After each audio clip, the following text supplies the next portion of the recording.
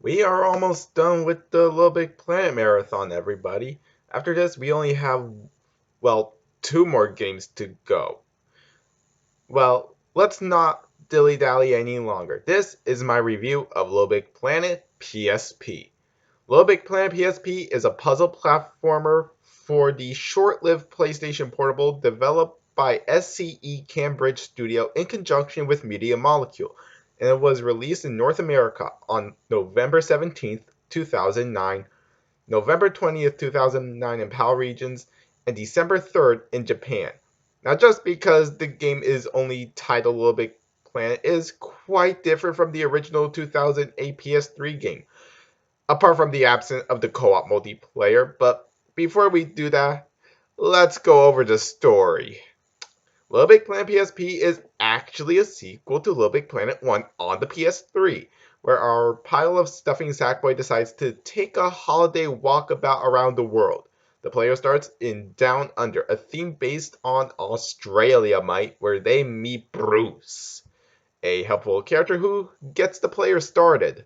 The player climbs to the Cave of Dreams where they meet the Mystic. It is revealed that there is supposed to be a massive carnival in Brazil, and the player needs to go around the world to find various curators.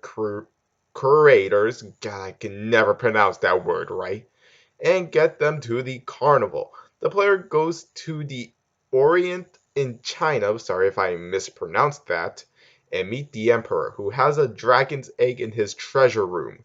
The player retrieves it and gives it to the dragon with the Emperor's apology. The Emperor then decides to go to the carnival.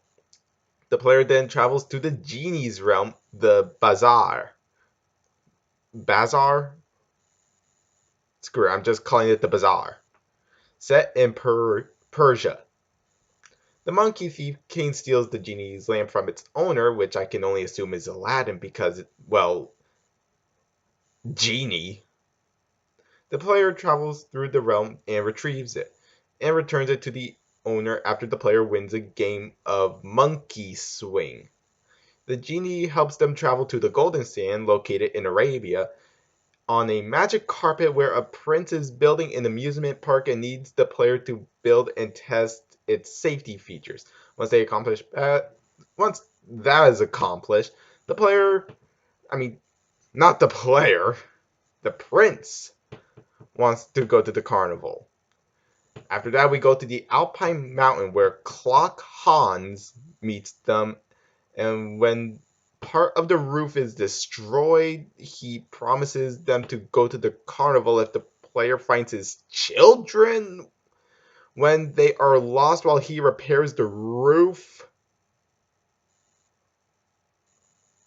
What kind of story am I trying to summarize here? Okay, basically, we do a task, then the person that we meet goes to the carnival. Rinse and repeat that for all the levels. God, I should really have put that in the script. This is basically just go to one area, meet character, do a task, they go to a carnival in Brazil, do that a bunch of times, rinse, repeat that, roll credits. So yeah, if it's not clear, the story is what I consider the worst in the series. I feel like there is no grandiose build up to anything. Also, like I said, the story of each place just feels like it's all over the place, apart from the carbon copy. Do go one area, meet character, do a task, they go to a carnival.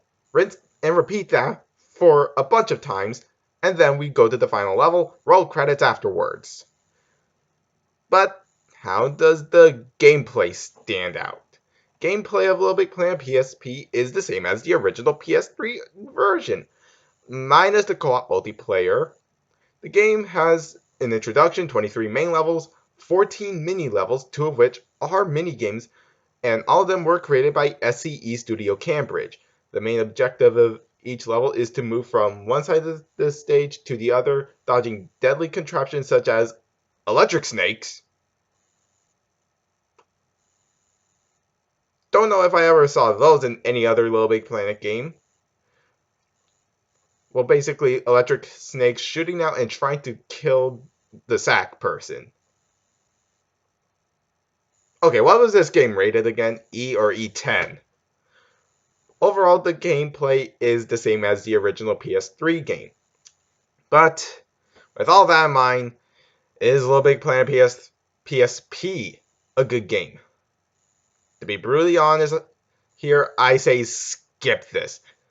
The story as a whole is all over the place, and while the gameplay is the same, playing it on either the original PSP system or in my case the PlayStation Vita isn't very comfortable since you have to bend your neck, which can be painful if you were to play this for a long period of time. Overall, I am giving LittleBigPlanet PSP a 4 out of 10. Outside of being the first ever LittleBigPlanet game on a portable system, I do not suggest getting this game period. Now, I want to hear from you all. Did you play LittleBigPlanet PSP and could you recommend it to a friend? Leave your answers in the comments below. Follow me on Twitter and Instagram. Links are down below. If you enjoyed this long-awaited review, give it a like. Make sure you are subscribed and turn on that notification bell to be notified for the next review. Next, I am taking a look at the next LittleBigPlanet game to be released on a portable system.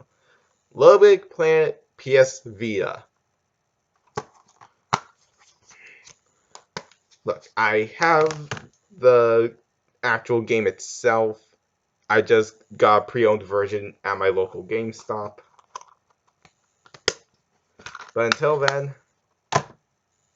take care, everyone.